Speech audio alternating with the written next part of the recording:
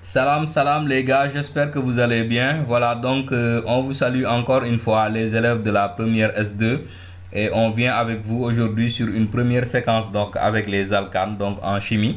Voilà, donc on s'excuse Tamit pour le retard par rapport aux séquences, mais bon, comme il y a beaucoup de choses à faire Tamit, vous nous avez entendu un peu en retard quoi. Alors donc sans perdre de temps, on y va donc pour la séquence sur les alcanes.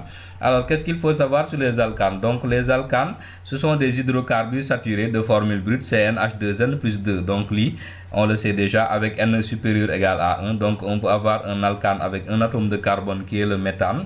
Voilà, donc après l'éthane, le propane, le butane, etc. Donc voilà. Deuxième chose, il faut savoir que parmi les alcanes tamiques, il y a ce qu'on appelle les cyclanes, on les appelle aussi cycloalcanes. Donc ce sont des alcanes qui ont une chaîne fermée. Donc nous allons après avec les différentes catégories d'alcanes. Mais retenez juste qu'un cyclane, sa formule brute, c'est NH2N. Et N ici est supérieur égal à 3. Donc on ne peut pas avoir un cyclane avec moins de 3 atomes de carbone. Voilà et quoi encore? Donc il y a trois types d'alcanes, comme on l'a dit tout de suite. Il y a les alcanes à chaîne linéaire, comme vous le voyez ici. Donc les alcanes à chaîne linéaire, donc il n'y a pas de ramification. Les alcanes à chaîne ramifiée, donc ici vous avez une ramification. Les alcanes cycliques, ici comme vous le voyez, donc tout est fermé. Tous les carbones donc sont reliés entre eux. Lii un alcane cyclique. Voilà, donc il faut savoir, il faut reconnaître ces trois types d'alcanes là. Alors, on continue avec les généralités pour les formules topologiques et structurales. Donc, ce qu'on appelle une formule topologique et une structure ou structurale, c'est la même chose. On va prendre nos exemples là, un peu modifiés. Alors, ici, si vous regardez, nous avons un alcane à chaîne linéaire. Bon, les filles, nous avons 1, 2, 3, 4 sommets, n'est-ce pas? Mais les sommets qui sont sur les extrémités, d'habitude, ce sont les CH3. Les sommets ça va représenter aussi des groupes donc des atomes de carbone, n'est-ce pas? Donc, c'est une formule topologique donc de cet alcane-là qu'on appelle le butane. C'est la formule topologique de cet alcane-là, donc on le verra, c'est le 2-méthylpropane.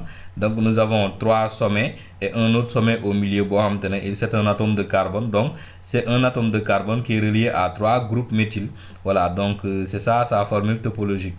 Les guibites, si vous regardez, nous avons 1, 2, 3, 4 groupes CH2, donc on a 1, 2, 3, 4 sommets, donc là on a un alcane cyclique, par conséquent, donc là sa formule topologique. Il y a d'autres cycloalcanes, ils ont des 4 sommets, 5 sommets, 6 sommets, ainsi de suite.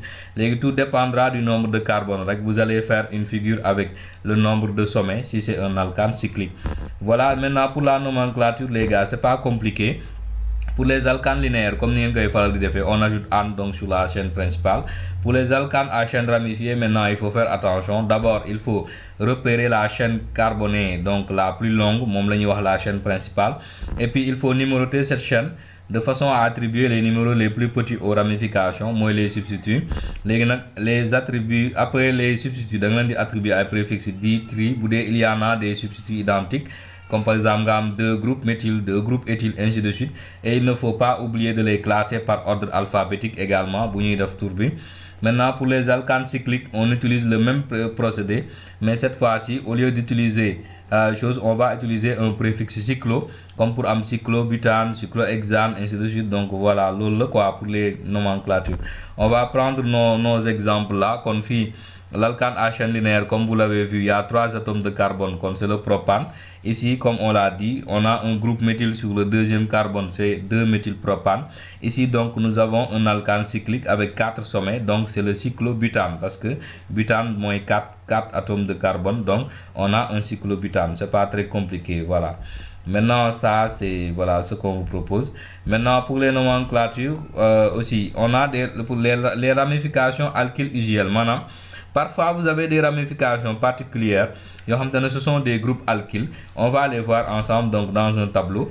La ramification CH3, c'est le groupe méthyl. Et C2H5, voilà, CH2, CH3, c'est éthyle.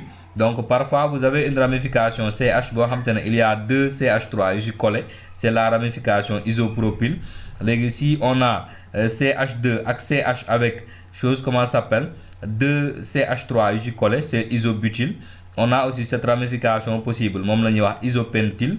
Donc ça, c'est sec butyl donc moom day nekk benn CH nii fii ci digg bi avec CH2 en haut, CH3 ci suuf, donc ça fait ce qu'on appelle le sec butyl. Maintenant si on a 3 CH3 collés sur un carbone, c'est tertiobutyl. Si on a 3 CH3 donc collés sur un carbone avec CH2, c'est la ramification qu'on appelle néopentyl. Donc les gars, c'est pas difficile, vous les voyez dans vos leçons, donc c'est tout, c'est pas très compliqué, n'est-ce pas? Maintenant on passe à la réactivité des alcanes. Il faut savoir que les alcanes sont très stables, donc c'est une réactivité, c'est pas beaucoup de choses. Alors cette réactivité, d'habitude c'est l'oxydation brute dans du O2 qui donne du CO2 et de l'H2O. Il y a aussi des réactions de substitution avec un dihalogène, les réactions d'halogénation. Donc c'est la substitution juste d'un atome d'hydrogène par un atome d'halogène, voilà. Parfois 2 atomes, ça dépend de la réaction bref. Mais généralement, donc la réaction d'halogénation s'écrit sous cette forme. Donc quand l'alcane perd un certain nombre d'atomes d'hydrogène Y, ils vont être remplacés par un atome, par le même nombre d'atomes d'halogène, plus maintenant un acide halogéné. Donc HCl, HBr, ça dépend, voilà. Donc le moins pour la réactivité, on va prendre l'exemple donc de la réactivité du méthane avec du dichlore. Donc une première réaction donne du chlorométhane qui est gazeux. Le chlorométhane, halogéné, ça donne du dichlorométhane qui est toujours gazeux. Et si on fait l'halogénation du dichlorométhane, on a le chloroforme. Donc on l'utilise dans les hôpitaux pour anesthésie quoi. Maintenant le trichlorométhane, on peut le dichlorer encore, on peut l'halogéner. Et là on a ce qu'on appelle le tétrachlorométhane. Et c'est un substitut qui est liquide. Voilà, donc voilà tout pour la réactivité donc des alcanes. Les gars, c'était tout pour la vidéo. J'espère qu'elle vous a servi à quelque chose. Voilà, donc comme on vous le dit, les numéros en bas de l'écran sont joignables H24. Vous pouvez nous contacter pour avoir plus d'explications si vous le voulez. D'ici là, rendez-vous à une prochaine vidéo scientifique. Merci beaucoup.